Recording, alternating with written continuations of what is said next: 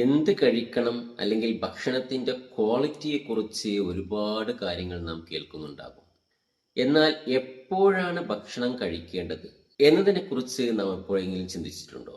4 നേരം ഭക്ഷണം കഴിക്കണോ? അതോ 3 നേരം കഴിക്കണോ? അതോ ഇടയ്ക്കിടയ്ക്ക് അല്പാൽപമായി കഴിക്കണോ?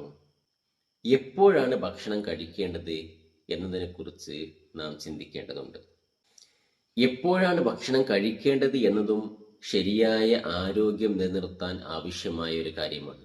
പ്രവാചകർ മുഹമ്മദ് നബിയുടെ കാലത്തെ ഒരു ചരിത്രമാണ് എനിക്കിപ്പോൾ ഓർമ്മ വരുന്നത്.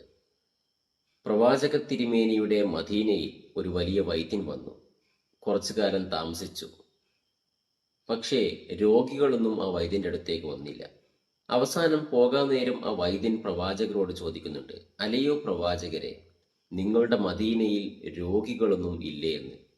അപ്പോൾ പ്രവാചകർ ആ വൈദ്യനോട് മറുപടി പറയുന്നുണ്ട്, മദീനയിൽ ആളുകൾ വിശക്കുമ്പോൾ മാത്രം ഭക്ഷണം കഴിക്കുന്നവരും ഭക്ഷണം കഴിച്ചാൽ വയറ് നിറക്കാത്തവരുമാണ്. 2 കാര്യമാണ് ശ്രദ്ധിക്കേണ്ടത്.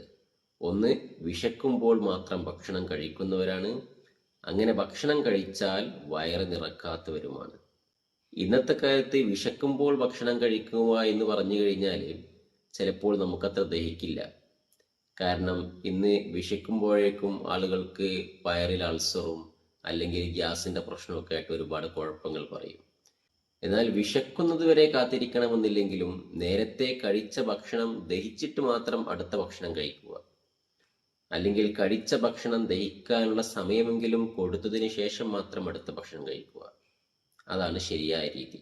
വിശപ്പിനെ കുറിച്ച് പറയുമ്പോൾ ഇന്ന് നമ്മുടെ നാടുകളിൽ കുട്ടികൾക്കൊന്നും ഒട്ടും വിശപ്പില്ല. പണ്ടൊക്കെ നമ്മുടെ നാടുകളിലൊക്കെ കുഞ്ഞുങ്ങൾ കരഞ്ഞിരുന്നത് വിശന്നിട്ടായിരുന്നു. പക്ഷേ ഇന്ന് കുഞ്ഞുങ്ങൾക്കൊന്നും വിശപ്പില്ല. വിശപ്പില്ലായ്മയാണ് നമ്മുടെ പ്രശ്നം. നമ്മൾ നമ്മുടെ കുഞ്ഞുങ്ങളെ ഡോക്ടർമാരെ കാണിക്കാറുണ്ട്. എന്തിനാ കാണിക്കുന്നത്? കുട്ടിയൊന്നും കഴിക്കുന്നില്ല, കൊച്ചിനൊട്ടും വിശപ്പില്ല. വിശപ്പില്ലായ്മയാണ് ഇന്നത്തെ നമ്മുടെ പ്രശ്നം. ഇന്ന് നമ്മുടെ കുട്ടികൾക്കൊക്കെ ഭക്ഷണം കൊടുക്കണമെങ്കിൽ നേരിട്ട് ഭക്ഷണം കൊടുക്കാൻ കഴിയില്ല. അല്ലെങ്കിൽ നേരിട്ട് ഭക്ഷണം കൊടുത്തു കഴിഞ്ഞാൽ അവർ കഴിക്കില്ല.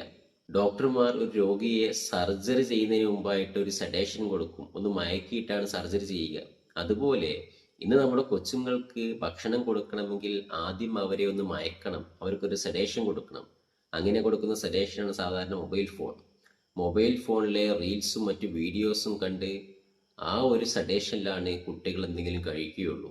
കാരണം നമ്മുടെ കുഞ്ഞുങ്ങൾക്കൊന്നും ഇന്ന് വിശപ്പില്ല. വിശപ്പില്ലായ്മയാണ് അവിടെ പ്രശ്നം.